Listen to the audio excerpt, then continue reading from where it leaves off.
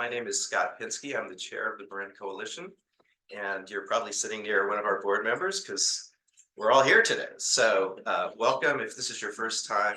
Marin Coalition is a nonprofit 501c3 organization here in Marin County presenting presentations of this type on matters of public interest and importance, and today is certainly one of those.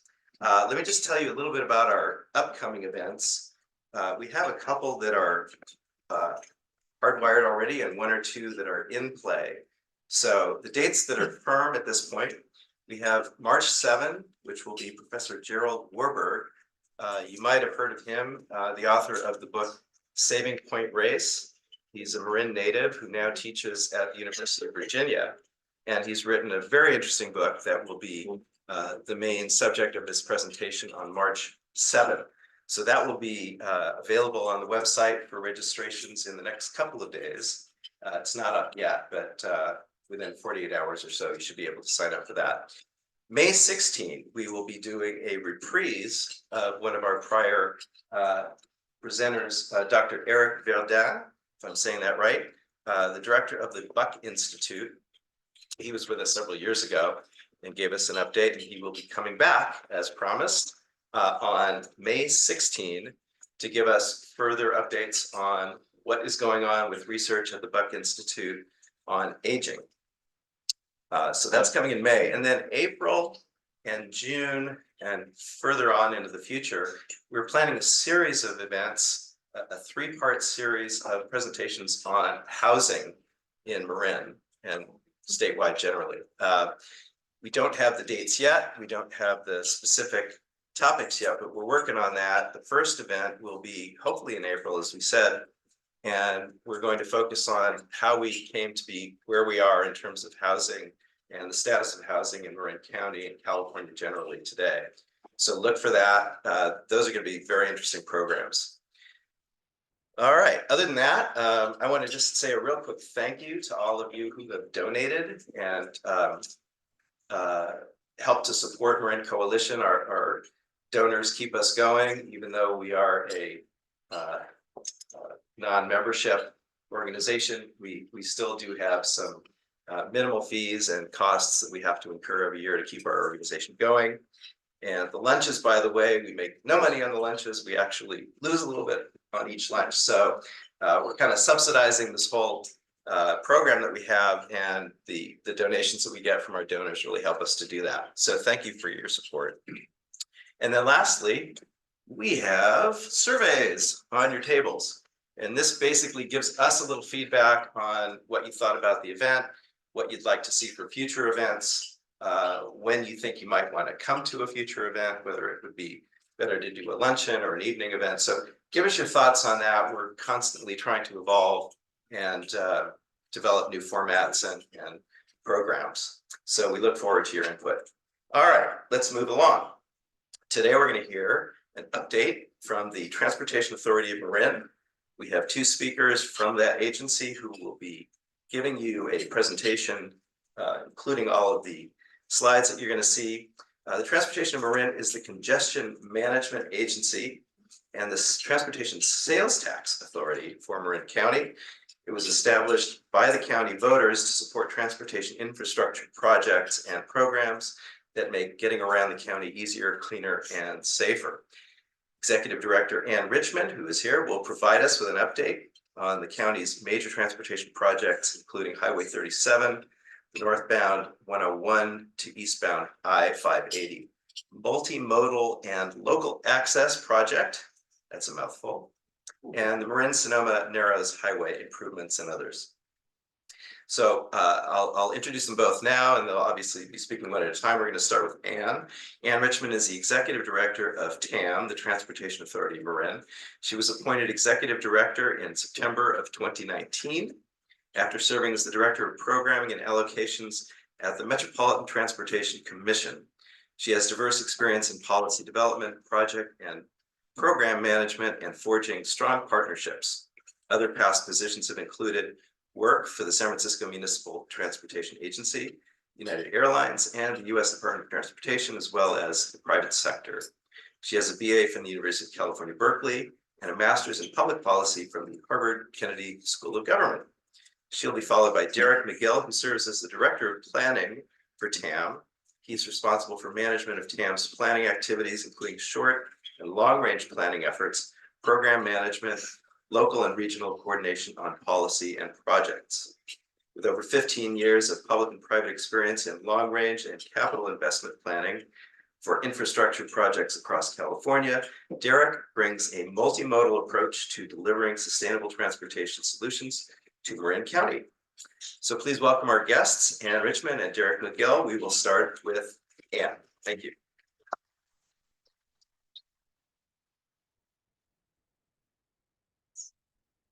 Thank you very much, Scott, and everyone. It's nice to see you all. Please continue to enjoy your lunch. So Derek and I have a brief presentation, probably 20 minutes or so, and then we'll be happy to take questions.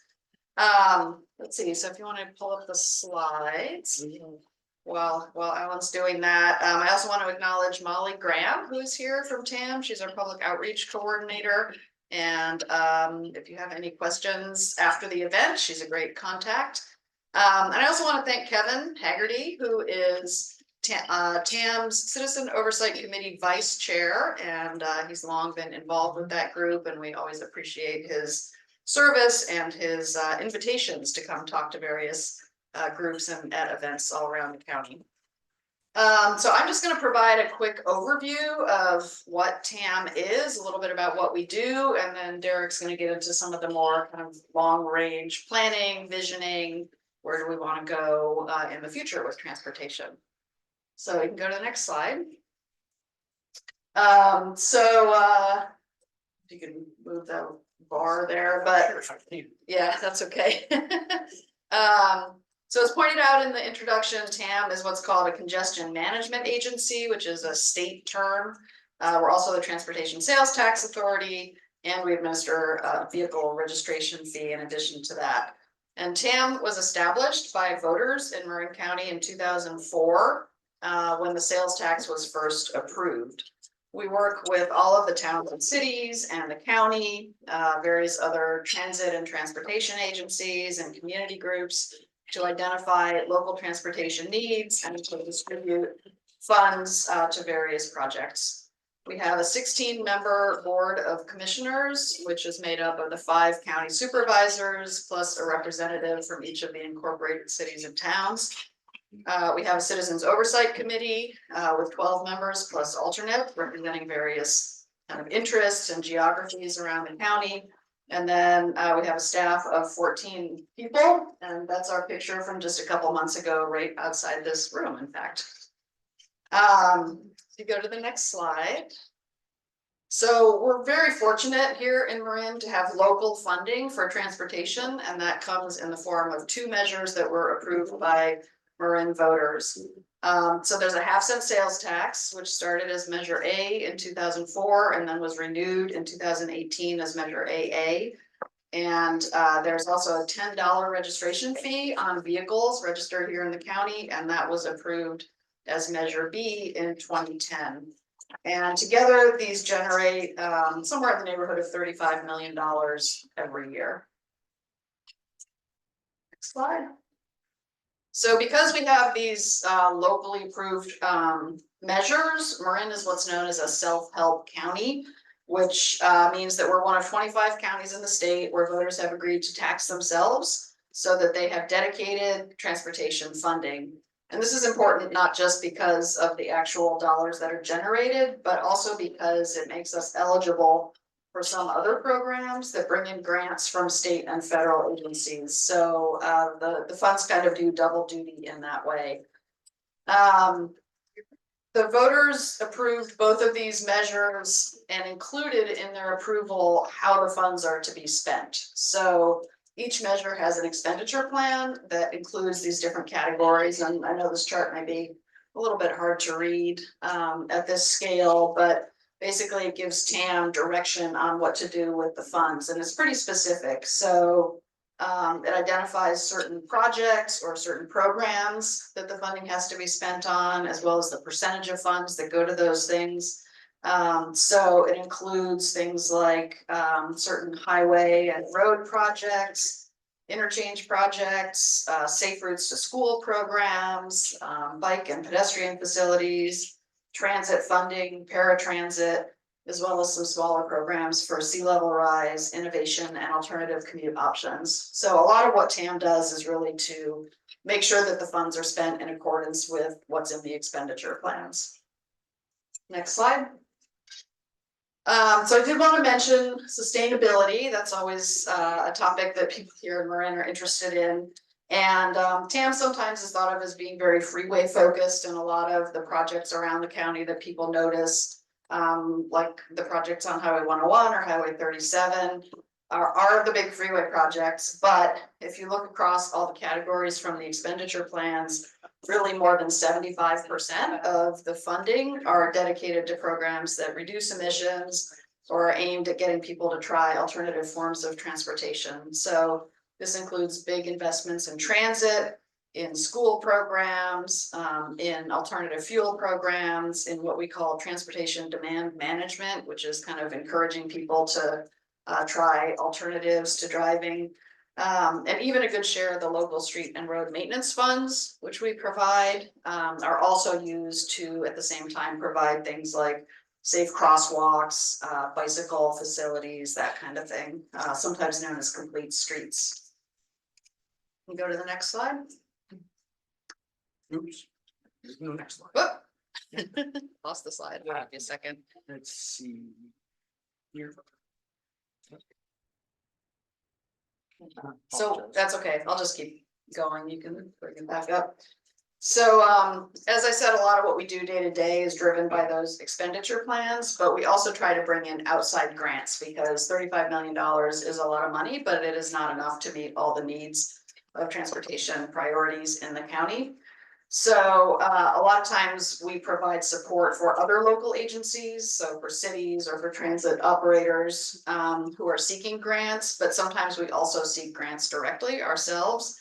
And in 2023, we had, if you can go to the next slide, actually, a number of successes in bringing in funds from other, mostly state and federal agencies to help support different projects around the county. So some of these are for planning work, some of them are for actual, project construction work.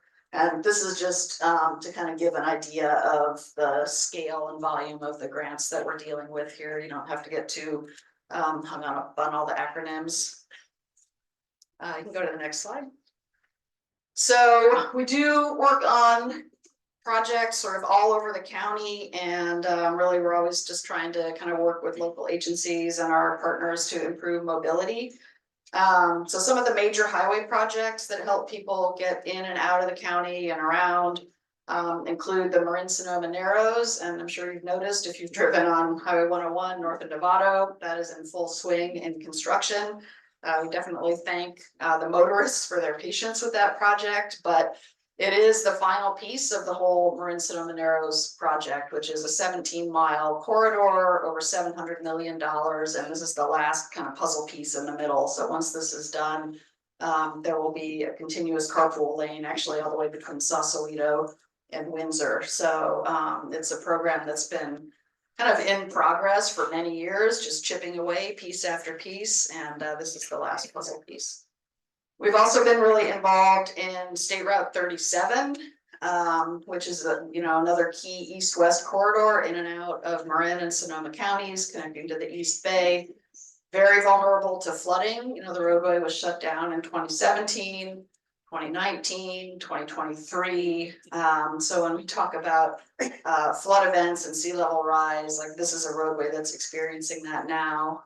So we're working with Caltrans and other partners to look at elevating the whole roadway into a causeway.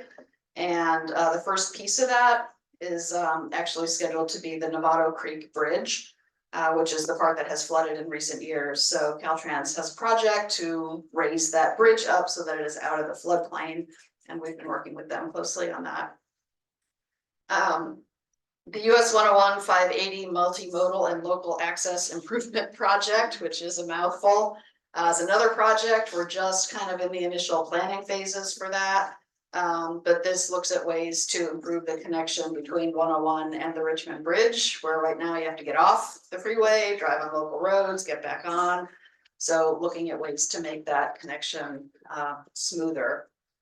We also provide funding for what are called major roads projects throughout the county, and these are sort of the busiest roadways in different areas. And we've provided funding for 9 projects that have been completed so far. So this is everything from Miller Avenue in Mill Valley, Sir Francis Drake in West Marin, 3rd Street in San Rafael that was just recently completed. And these projects were identified in the original expenditure plan, so going all the way back to 2004. And there's 1 project left among those 10 to do. So not to call out Novato, but Novato Boulevard, you're up next.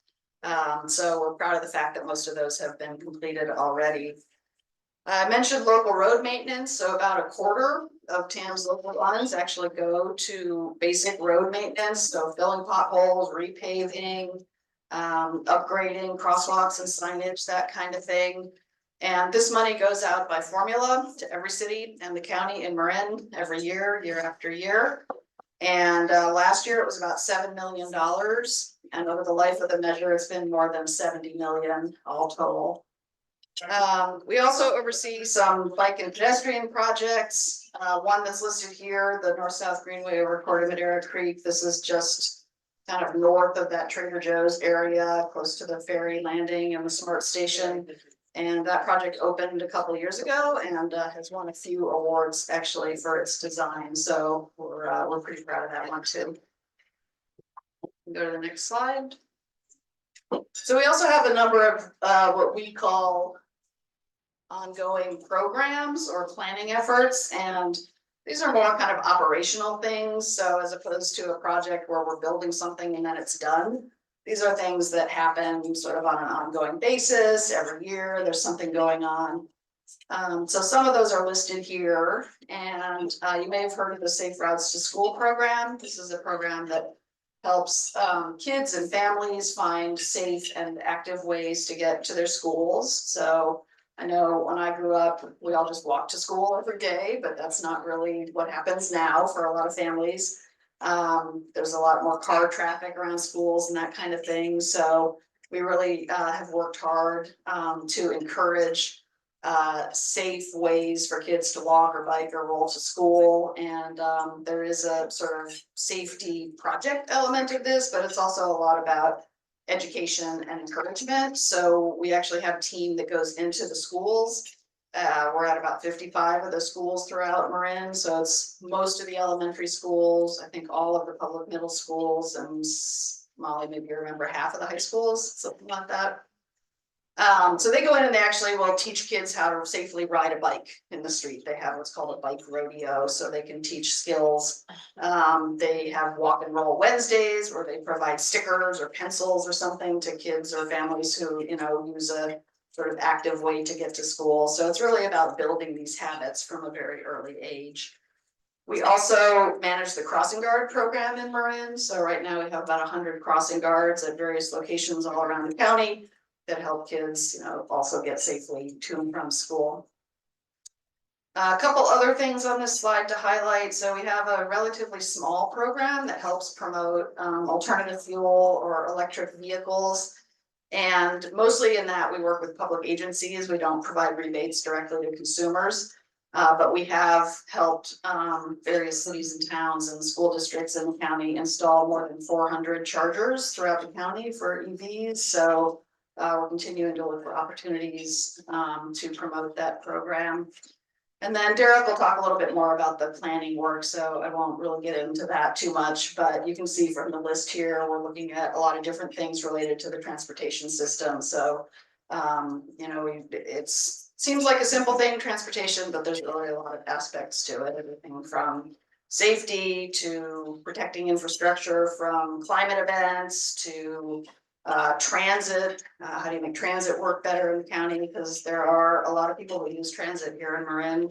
How do you make roadways function more efficiently? So we try to look at those kinds of questions in a lot of different areas throughout Marin. Next slide. And then the last thing I'll say is that we also do a fair amount of public engagement. So things like today, where we come out and talk to community groups. We also sometimes will hold specific workshops or meetings when we're working on a project in a certain area. So for example, State Route 37, there was a meeting last fall in Novato to kind of talk about that Novato Creek Bridge project and get input from the community on that. We have a website, we try to be active on social media. We have a monthly newsletter, the TAM Traveler. Very easy to sign up for that. It's right on the top of our website, and Molly can help anyone with that. So you can keep up to date on all things TAM. And then we just have fact sheets and other informational materials that we can provide as well. So that is it for my general overview, and I'm going to turn it over to Derek, and I think we'll do Q&A after the rest of the slides. So if you have questions, just hold on to them for a few more minutes.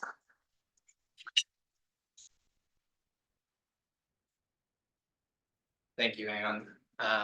Once again, for introductions, my name is Derek McGill. I've been an employee at TAM since 2014, so I'm coming up on 10 years here in the county, and really glad to be here today. Hopefully this is picking me up okay. Next slide, please. I'm here today to talk about the Countywide Transportation Plan. The Countywide Transportation Plan is really a first for Marin County. We've had plenty of long-range planning exercises in the past, but nothing in alignment with a larger countywide transportation plan that really outlines a vision for the county and the strategies and the plan required to deliver on that vision. And this process began back in 2022. We received board direction to initiate this process. And then that carried forth into this summer when we really got a contractor on board to support us in this exercise. And we've been underway with developing committees, doing existing conditions analysis, and various other preliminary activities for this plan since this summer. We are aiming for this process to be completed by the end of this year, which brings us into alignment with our measure program's 6-year review process. So this plan is intended to inform our long-range future, as well as sort of short-term activities and funding opportunities to deliver on that vision. Next slide, please. A little bit about the purpose of this plan. We are calling this a Countywide Transportation Plan and a Countywide Community-Based Transportation Plan. TAM has been doing community-based transportation planning in our equity priority communities of Marin City, the Canal, and the city of Novato since 2006. And we are intending to weave that process into this plan as well. We want to articulate a 2050 transportation vision for the county and set the strategic priorities for delivering on that vision in this plan. This plan is intended to guide the TAM board's decision-making process and how it makes programming decisions, which are funding decisions, project decisions, and make sure that we're aligning our planning and our goals for the county with our funding investments, as well as the projects that we are delivering. We are wrapping in a lot of the current planning topics that many of you are probably very familiar with of equity and land use transportation connection, but as a safety, transit recovery, and priority, and then climate adaptation into this planning process. So we have to consider a wide array of policy areas within this planning process, and just shows you some of the complexity of how we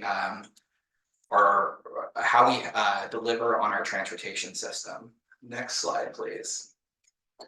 The outcomes of this, and this is really where we want to be, and this is a wide array of topics here, but this plan needs to identify all the emerging areas of wildfire evacuation planning, climate adaptation that we mentioned, as well as our future transportation needs. What do AEVs look like in the future? What is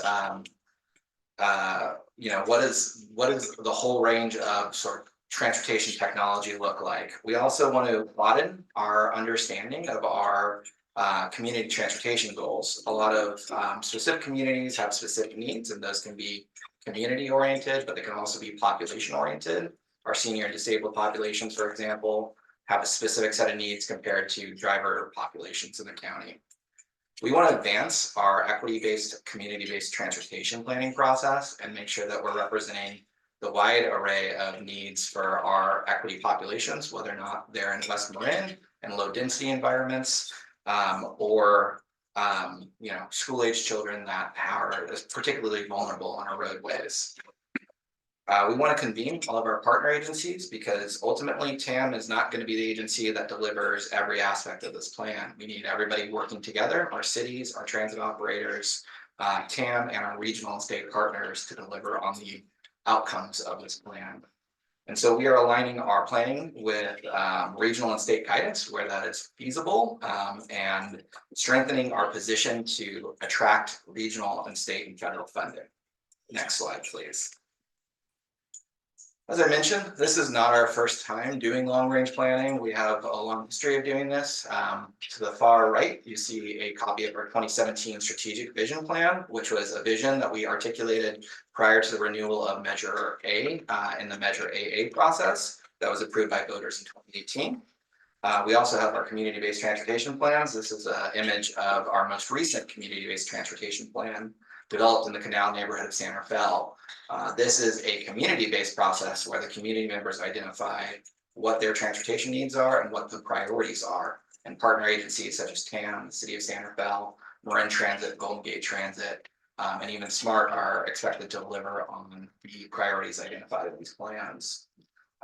Additionally, and probably very relevant to this conversation, is our expenditure plan process. We also have this framework of our Measure AA expenditure plan and Measure B expenditure plans, which tell us where we invest in the modes across county. So our local roads, our highways, and our transit operations. So we're stitching together all of these planning processes into our process, and revising and refreshing where we need to make sure that we're addressing today's existing challenges and tomorrow's challenges.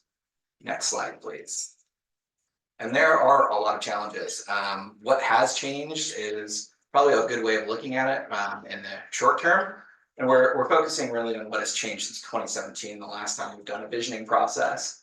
There's been a shift in our demographics since that time. Our aging population has gotten older in the last 5 years, and we're continuing to see the acceleration of the aging in our county. There's also been population and job shifts, specifically related to the pandemic, that changed the foundational structure of how we move around the county. There's also work trends. Work from home is here, and the level of which it stays in the county has major implications for our transportation system.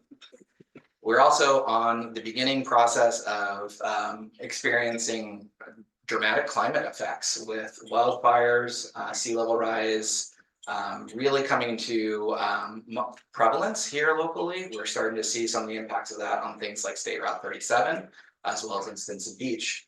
The GHG reduction targets are here. They are very close in 2035 for significant GHG reduction targets set by the state. And so how do we actually achieve those is one of the big questions of this plan. Equity has also risen in importance, especially with the social justice movements that have occurred during the pandemic process, as well as just the current understanding of how we engage our community-based organizations in the county and our most vulnerable populations. One of our more challenging topics here in the county is the land use transportation connection. I know there's been a lot of discussion about this over the last 20 years or so. But RENA and the process that we've all just underwent with identifying 14,000 new housing units in the county and where they go, it makes a big difference on our transportation system.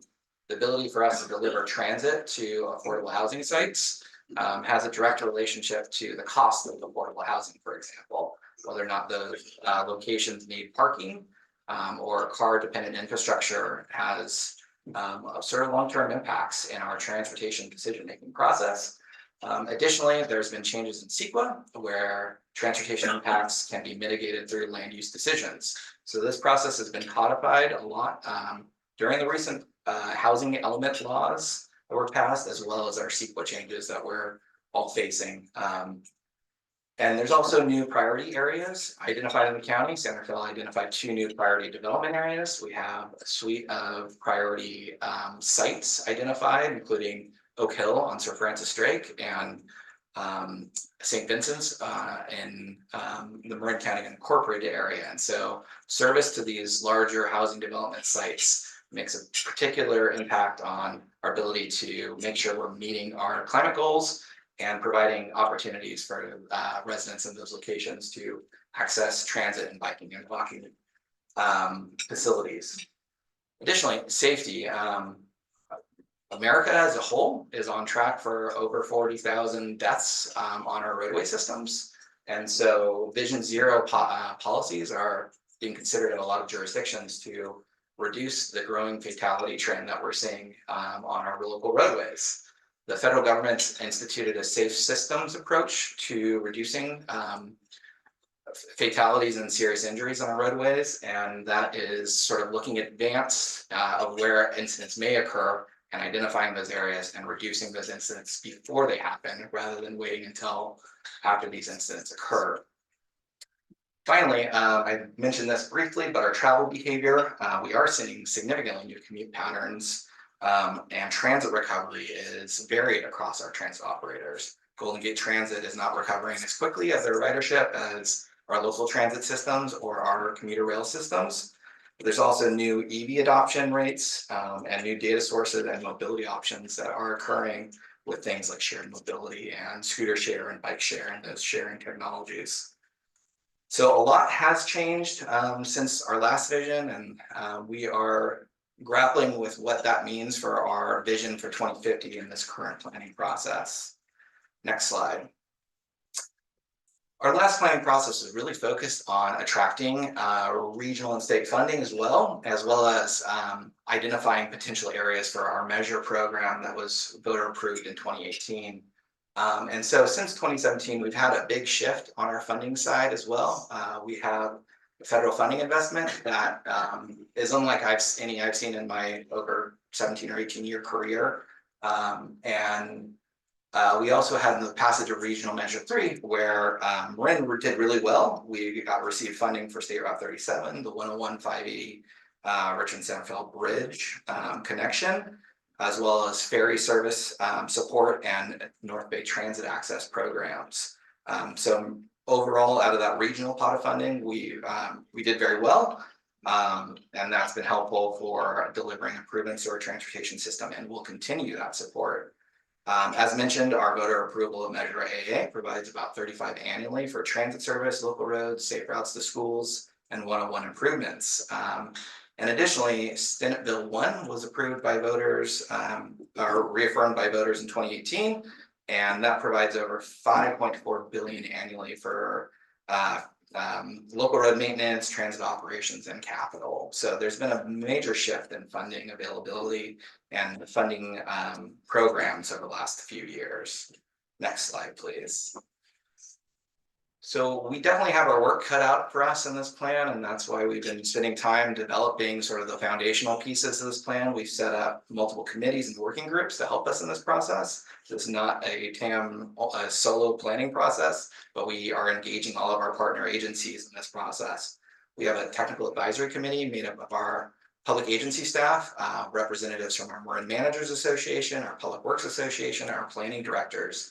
Transportation really is multifaceted. It touches all of those areas of city government, but we also have our transit operators, Caltrans, and MTC on this committee, as well as Health and Human Services and the County Office of Equity and County Office of Education now too. We added them to the group. So really a lot of public agency staff and involvement at the technical advisory committee level. We have established an equity working group to help us define what do we mean by equity in transportation. And that is filled with CBOs or community-based organizations, representatives of the aging and disabled populations, our teachers and workers, which are often considered part of the missing middle, tribal consult. We have tribes represented on that committee, as well as youth represented on that committee, and then geographic representation from Marin City, from the Canal, from Novato and North Marin and West Marin.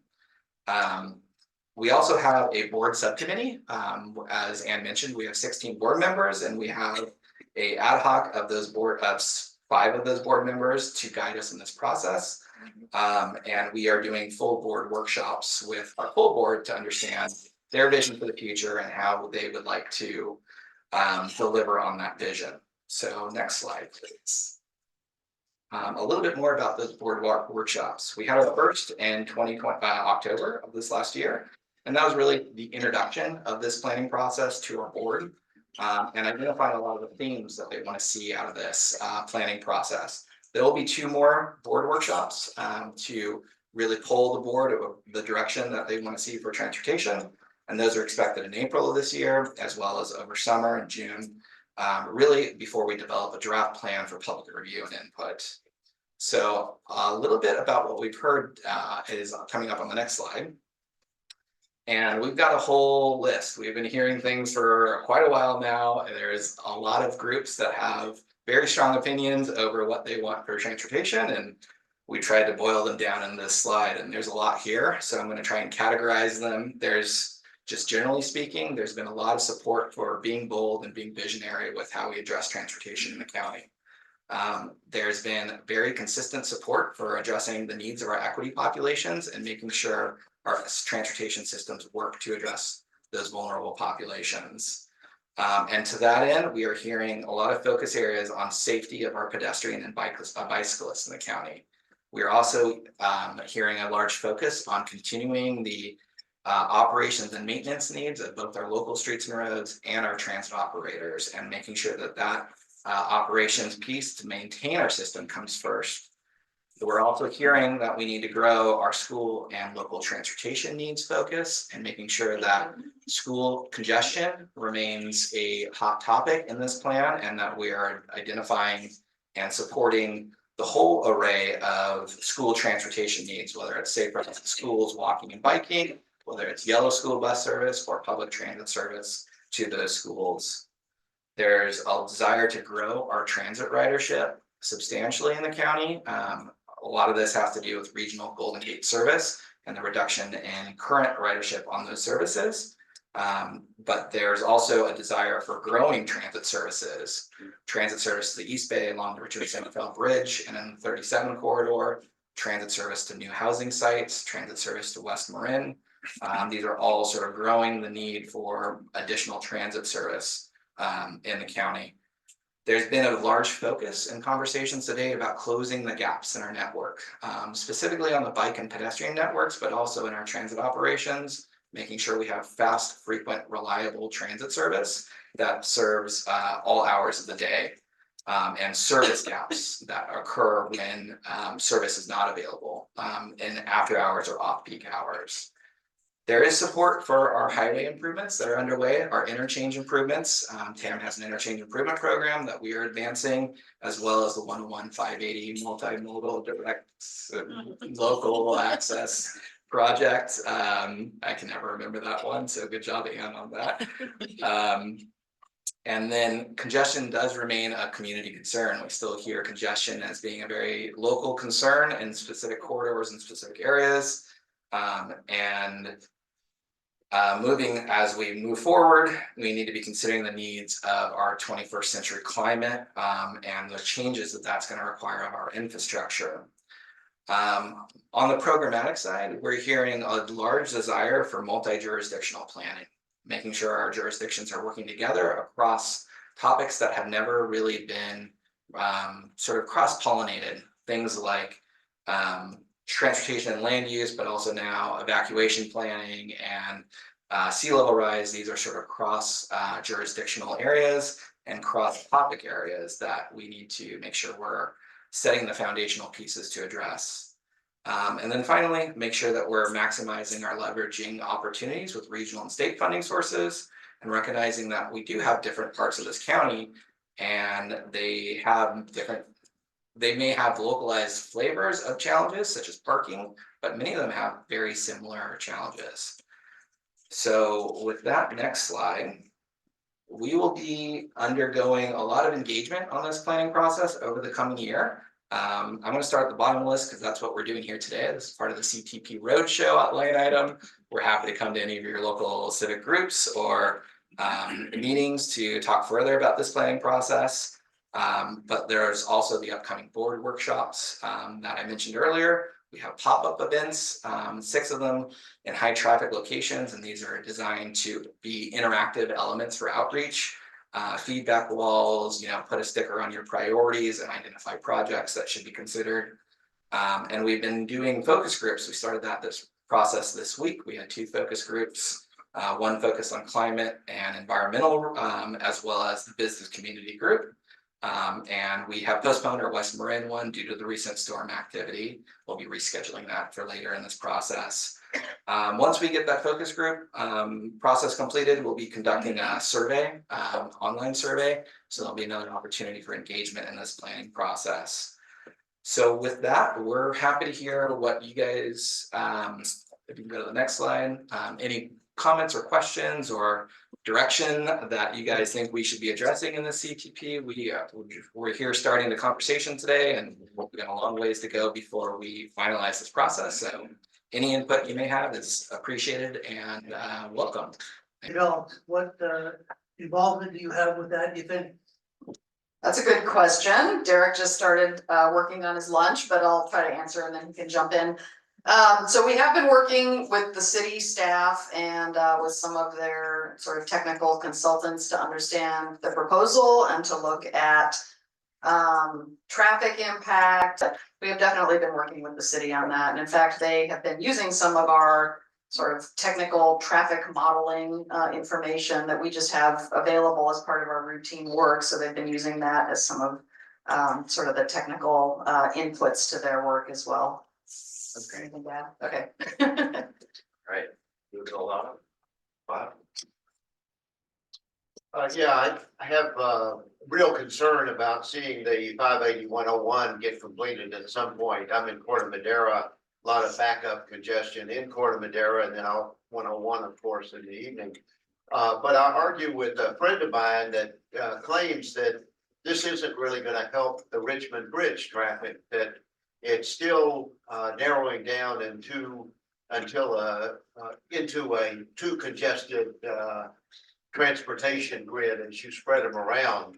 I am hopeful that it will help the Richmond Bridge as well as Corte Madera, San Rafael, and 101.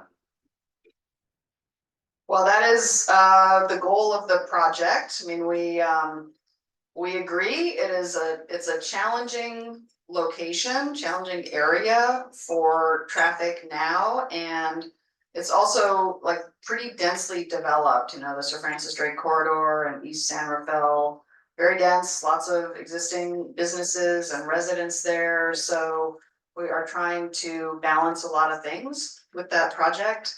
One of the main goals of that project is to separate local and regional traffic as well. So there are a lot of people that are not making trips across the Richmond Bridge who are using that same corridor. People going in and out of East San Rafael, Spinnaker neighborhood, Canal neighborhood, sort of up the hill on Cal Park there, as well as Larkspur.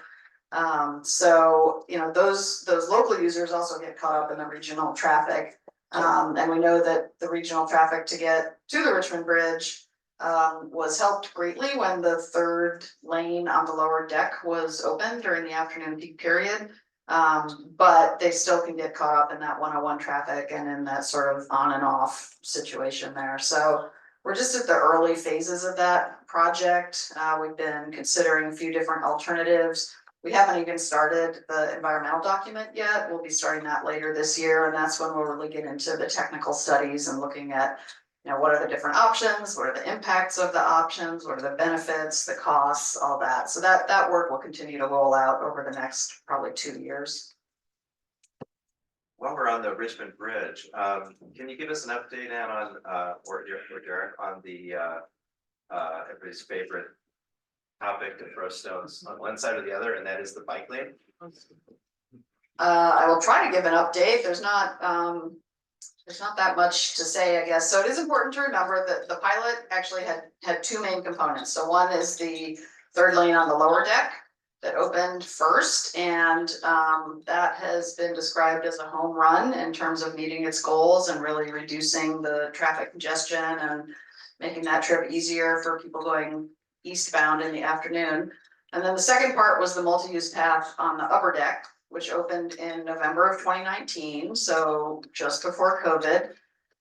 Traffic on the Richmond Bridge is actually mostly back to pre-COVID, but not entirely. It's not at 100%.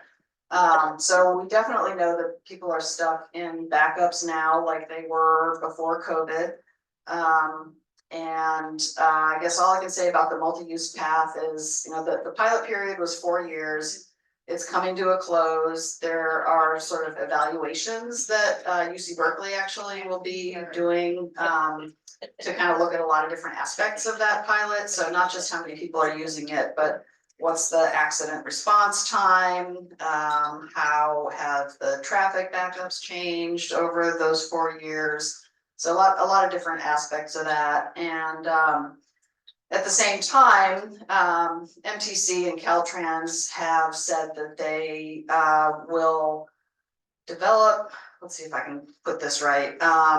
They were asked to come back to the MTC Commission with information about what it would take to do a study of having a carpool lane as the third lane on the upper deck. So TAM did a traffic study in 2021 of what it would look like if that lane was just open to traffic. What would traffic impacts be? What improvements would be needed on the Marin side? Because when traffic gets off the bridge, there's still just 2 lanes there on 580 and San Rafael. So that information has been out for a couple of years. We took it to our board. It's available publicly. But a new sort of option that MTC is going to looking at is what if that third lane was just used for buses and carpools. So that's kind of some new information that we hope will roll out over the next few months. And who decides the ultimate fate at the end of the 4 years? Well, Caltrans owns the bridge, so ultimately they get to decide, but there's always a partnership with MTC and to some extent the 2 counties on either side, so Marin and Contra Costa. Thank you. I'm concerned about funding, infrastructure funding. Especially given the pressure in California to move off of fossil fuels into electrical sources. And that's going to have an effect on taxes because a lot of the funding for infrastructure comes from gas taxes. How much of your income comes from that source, either directly or indirectly from state and federal grants? And how do you anticipate the state or you are going to deal with that change in funding structure? That is a great question, and it sounds, when people talk about this, sometimes it seems very wonky, but it is absolutely true that a lot of the transportation funding in California and actually in the US comes from the gas tax. And as we transition to electric cars, the revenue from the gas tax will go down. It's not going to happen overnight, and it'll take a while to completely make that electric transition, but it will go down. And I actually just saw some estimates last week of what that could look like and how steep the curve is. And there's different scenarios, right? Nobody knows for sure how fast that transition will happen. But our local measures are not based on gas tax. Those are sales tax and vehicle registration fees. But the money that Derek mentioned from what's called State Bill 1, that $5 billion, that is mostly gas tax based. So the state is definitely aware of this and has started looking into some possible options. So that could include things like a mileage based fee, and who knows how that would be implemented, but instead of taxing how much gas you buy, it would tax how many miles you drive. So essentially it's a user fee because what you're paying for with those taxes is maintenance of the existing system. So more to come, I guess is all I can say, but the state and the industry are definitely aware of that financial challenge in the future. Thank you. There was an article, I think it was the IJ yesterday, about Caltrans beginning a project on the southbound exit into Mill Valley because of the flooding. Can you comment on what you see happening there and what sort of time frame, the extent that you know at this point? It's pretty early. Yeah, it is very early. So our understanding of what Caltrans is doing with the project that was highlighted in the IJ article is the public meeting that's coming up on February 29th is really to look at long-term sea level rise impacts and sort of options for Highway 101 in southern Marin. So it's not just that off ramp, it's really all of Highway 101 between about Marin City and the Richardson Bay Bridge. Very low lying. You've probably seen the Manzanita parking ride gets blocked off sometimes when there's high tides. The bike path along the freeway in Sausalito sometimes actually is underwater. Sometimes that northbound exit gets flooded. So we're seeing these impacts already. But Caltrans is looking at sort of in the long run, so looking at sea level rise 30, 50 years from now, what do we need to do to protect Highway 101 and the surrounding infrastructure?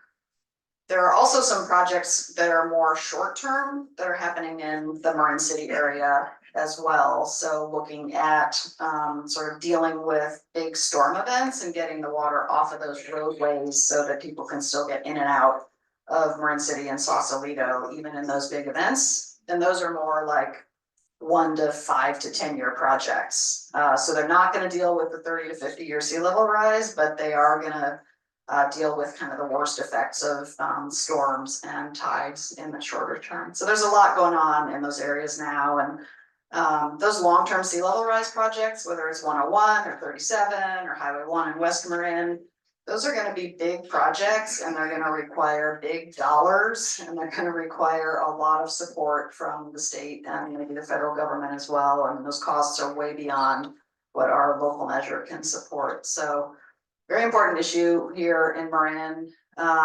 It's important in a lot of places, but it is really important in Marin because we have so much coastline. Hi, two quick ones if I may. The last thing maybe on this Richmond Bridge bikes is, didn't I read somewhere that they're considering a shuttle? If there's so few bikes, they could literally carry them from one end to the other without dedicating a lane to them. I don't know what the status of that is. And the other one is, SMART is one of your partner agencies, but I don't think we've heard anything about SMART. Can you give a quick update on SMART? Sure. I don't know for sure about a shuttle. I think it's been talked about as an option if they end up, closing the path, whether that's part-time or full-time. Caltrans has a shuttle like that they run on the Bay Bridge, so they have done this in other places, but I don't think there's been sort of a discussion about timing or operating schedules or anything like that at this point. SMART. So SMART is one of our transit partners. There's 3 transit operators in Marin County.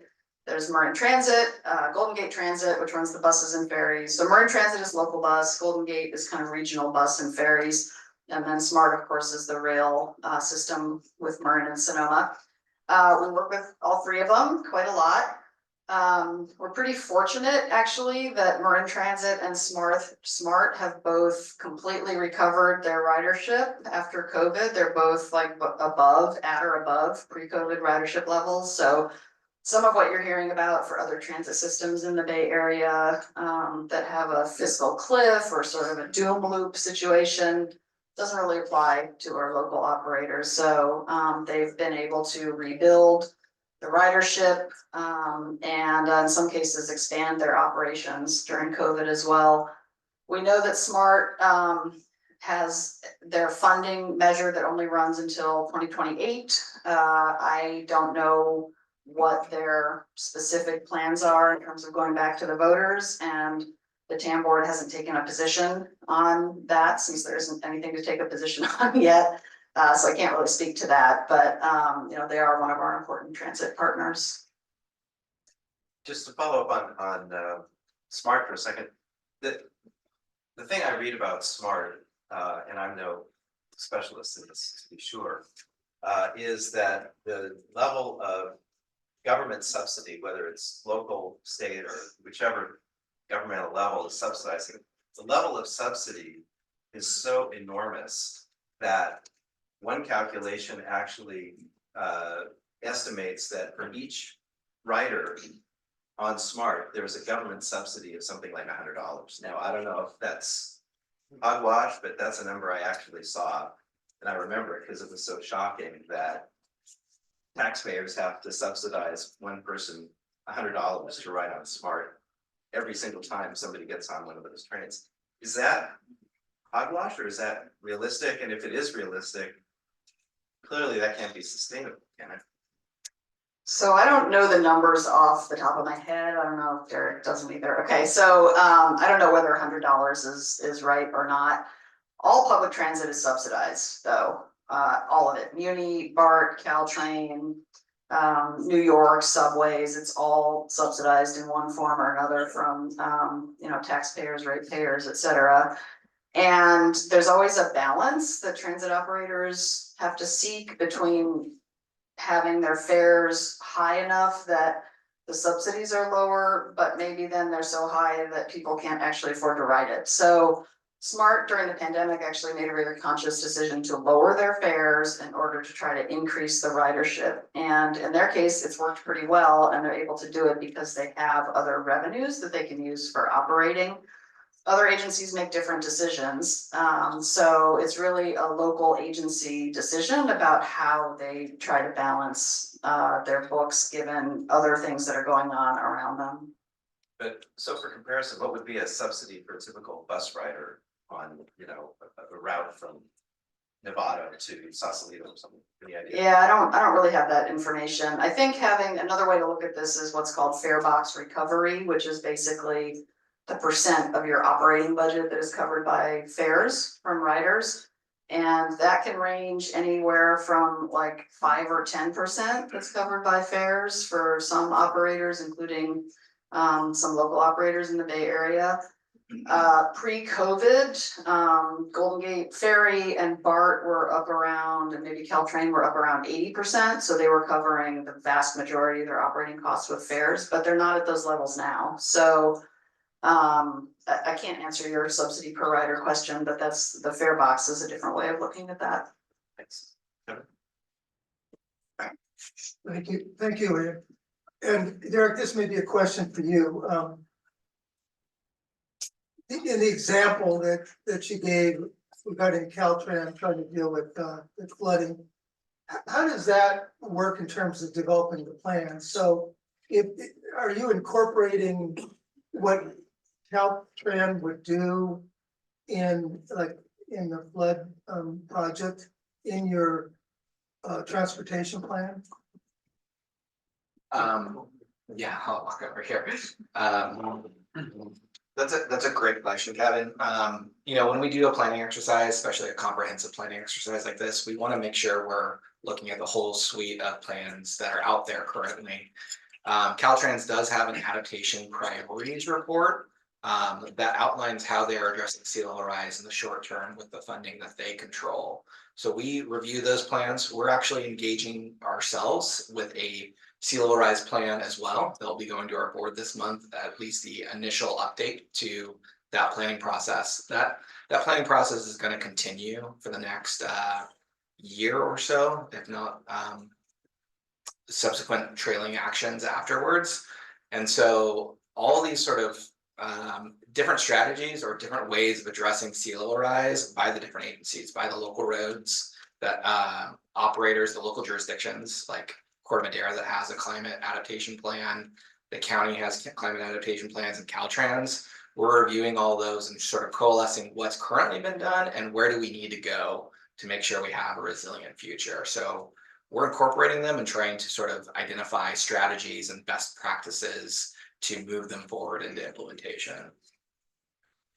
I don't know if that answered that question completely, but that's my attempt.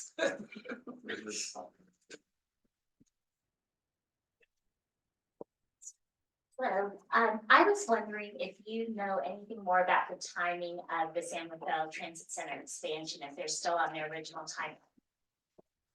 Sure. So just for those of you who may not know this project, so this is the bus center that's in downtown San Rafael, right at Heatherton and 2nd and 3rd. Golden Gate Transit actually owns that center. It is the second busiest bus transfer center in the whole Bay Area. So there's a lot of passengers, a lot of buses going through there every day. Golden Gate Transit uses it, Marin Transit uses it, the airporter uses it. There's some other kind of smaller operators that do as well. And then the Smart Station is across the street from it, right?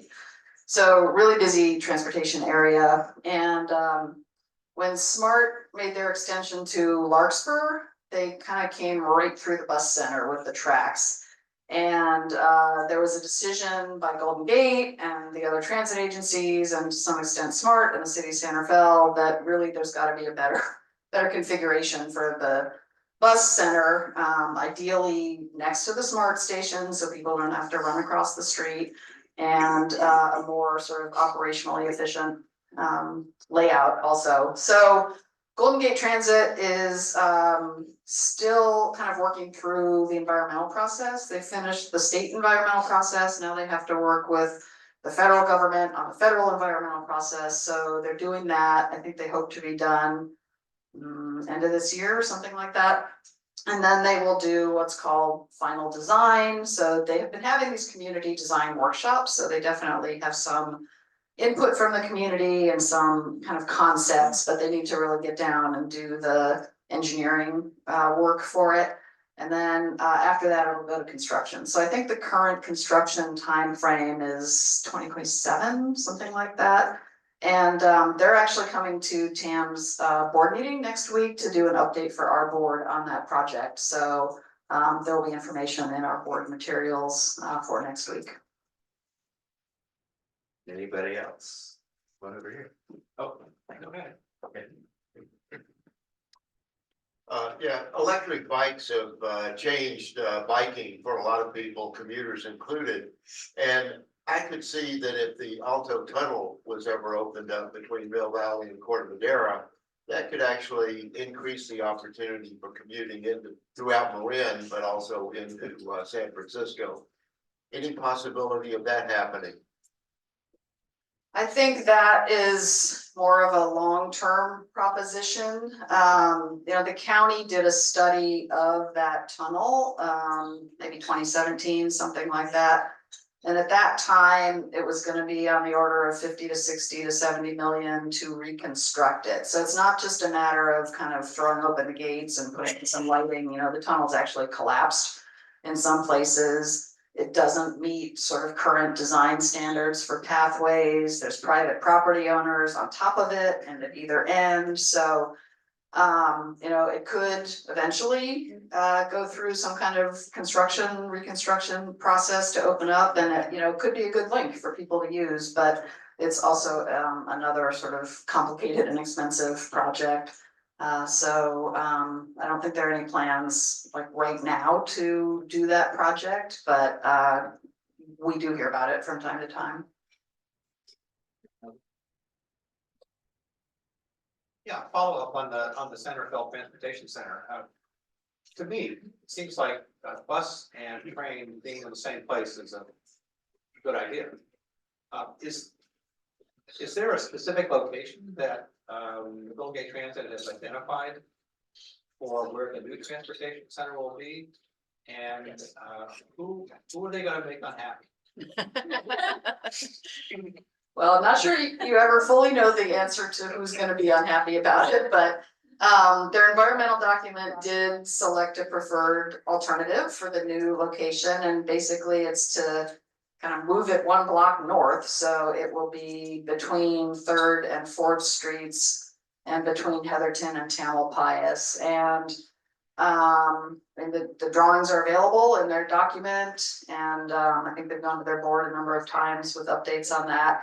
So in terms of who will be unhappy, that's private property right now, so they have to go through a process to acquire it.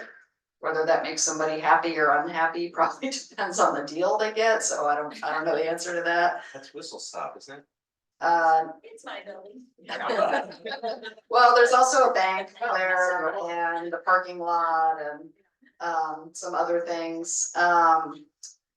There's always sort of puts and takes, if you will, right? So the facility that's there now has its limitations.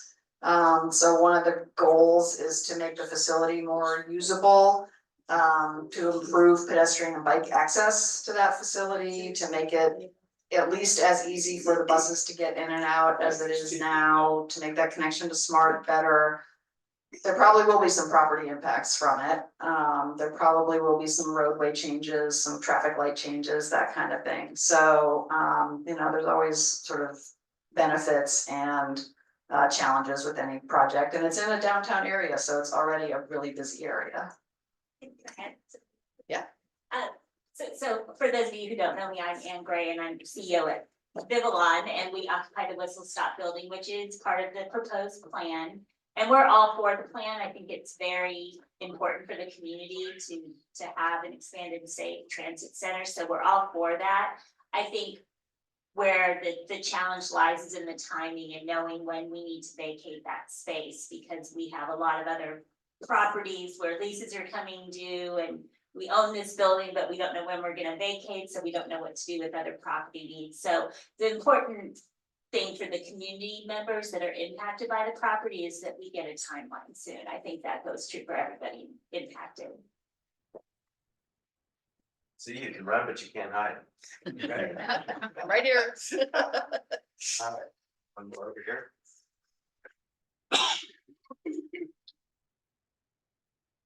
And, you know, there's a general public perception that these public infrastructure projects take forever. I mean, you know, I think we started out with the 101 and 580 connector with an estimate that it would be done in like 2027, and now it's up to 2032. So can you talk a little bit, you've done a little bit of this in your answers to earlier questions, but can you talk to the public perception that it just takes forever to get these public works projects done? And that's one of the reasons they cost so much money. Yeah, great question. I think we all wish they could be done faster and cheaper. I mean, who wouldn't want that? On the other hand, you know, some of the things that take a long time include things that are also important to the community, like having community input at the beginning of a project. So 101-580 is a great example. We've spent the last 3, 4, 5 years kind of working with the community, working with the city, looking at different options, looking at other kind of related issues in the project area.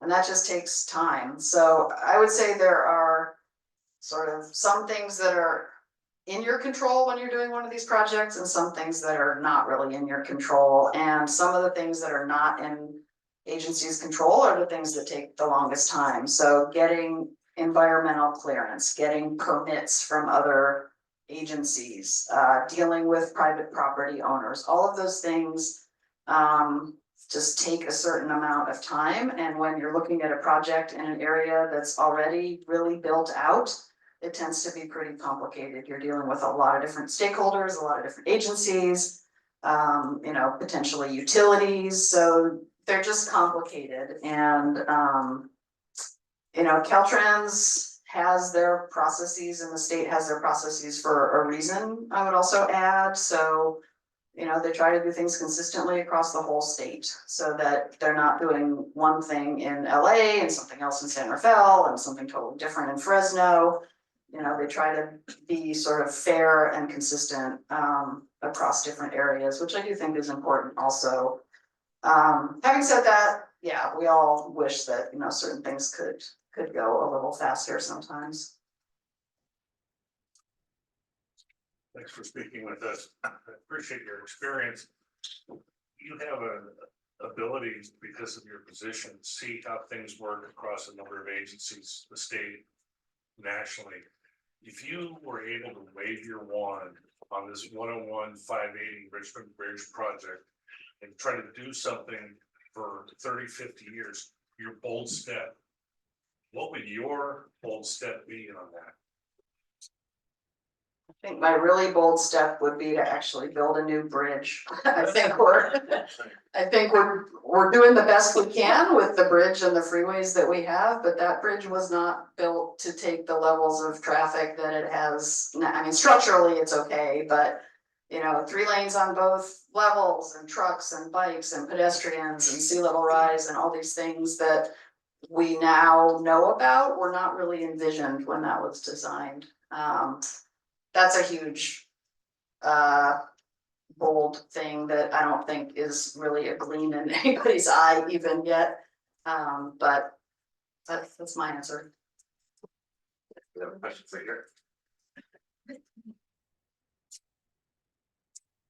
Somewhat related to Kevin's question about how long these projects take, is how do all the different transportation agencies around the Bay Area work together. And I believe there's been some discussion about some sort of consolidation that presumably would make things more efficient. Could you comment on that, please? Sure, try, and Derek may want to add from kind of the planner's perspective. And it is complicated, local government in California is complicated, right? We have cities, we have counties, we have special districts, we have the state, we have the feds. We're dealing with all of those partners all the time.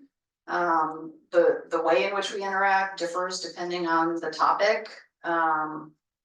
So, you know, you've heard a little bit about the freeway projects, and on those, we mostly are dealing with Caltrans in terms of the project, but then, you know, maybe it's in a certain area, and so we have to deal with that local city as well. I think what you're asking about specifically with the consolidation is the transit agencies. There are, I think, 27 transit agencies in the 9 Bay Area counties.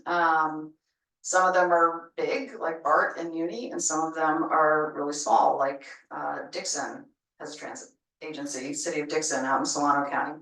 So there's a lot of different scales to it, and I think the consolidation discussion is born a little bit out of what happened during COVID and the impact that had on transit agencies, ridership and finances, and the fact that, you know, some of these sort of federal pandemic funding programs are coming to an end.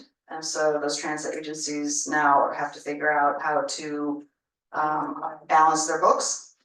As I said, here in Marin, our local agencies actually are in a really different kind of position. So when there's talk of consolidation, I think, you know, a couple important things to keep in mind are like, what's really the goal? You know, is it to reduce the layers of government? Is it to save money, which you may or may not do by consolidating agencies? Is it to provide better service? And I think those conversations are happening right now. So there's a lot of different aspects to that conversation.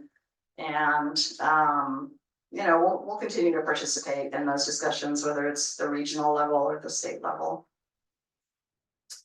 Okay, let me wrap up with one last question, and this may be the most significant transportation question. It's for Bob Bundy, actually. Picturing the road out to Point Reyes Peninsula, which car looks better, a 69 Alfa Romeo or a 58 MG? Okay, Derek has an opinion on that, so. The Italian, the Alpha. Sold. All right, before we thank our guests, let me just remind everybody we've got coffee at the back, if anybody didn't get. And let me remind the guests that if you didn't know, we have. Scott, come to the podium. Come to the podium. All right, who wants to be at the podium? So we We can have see a bottle of wine for each of you as a thank you for your presentation today. So let me thank Anne and Derek.